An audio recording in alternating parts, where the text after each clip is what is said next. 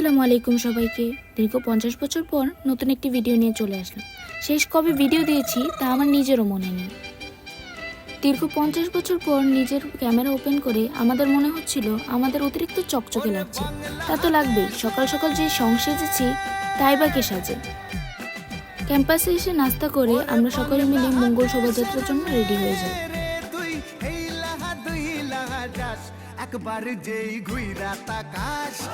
দেখে মনে হচ্ছে শোভাযাত্রা না, যুদ্ধ করতে যাচ্ছি, অতিরিক্ত এক্সাইটেড। যাই হোক, ফার্স্ট ইয়ার বলে কথা। তবে আমাদের প্লেসমেন্টটা হয়েছিল একেবারে গানের বক্সের পিছনে। উৎসব মুখর গান শুনে নয়ন আর হাসিব নিজেকে আটকে রাখতে পারে, তারা নাচানাচি শুরু করে।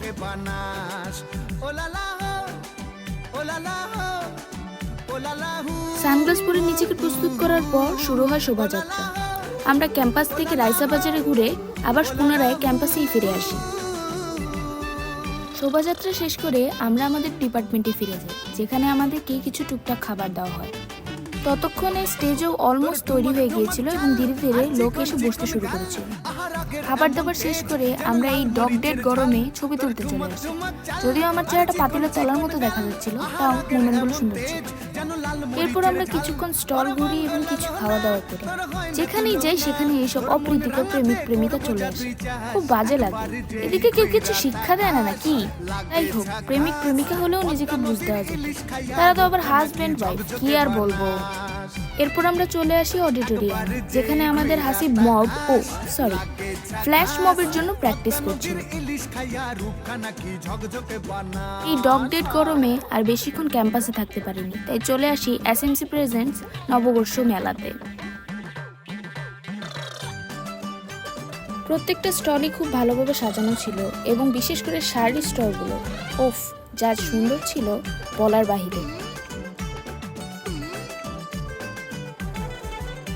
তোর ঝুমকো কানের দুল আর খোপায় গাঁদা ফুল, ওই কাজল কালো চোখ কার স্বপ্নেতে মশগুল। তোর ঝুমকো কানের দুল। স্টল ভিজিট করে আমরা খাবার দাবার খাওয়ার জন্য বাইরে চলে আসি দেখি একটি মুক্ত মঞ্চ করা হয়েছে।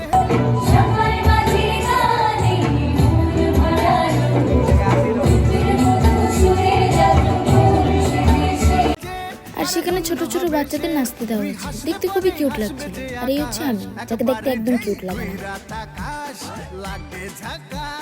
পদ্মা নদীর ইলিশ খাইয়া রূপখানা কি ঝকঝকে বানাস, ওরে বাংলাদেশের মেয়ে। বেশ ভালোই খাবার দাবার এবং পিঠার আয়োজন করা হয়েছিল, তবে আমরা সেখানে আর কিছু খেতে বসিনি, চলে যাই সোজা ভিতরে পপ আপ স্টোরগুলো দেখতে। পদ্মা নদীর ইলিশ খাইয়া রূপখানা কি ঝকঝকে বানাস।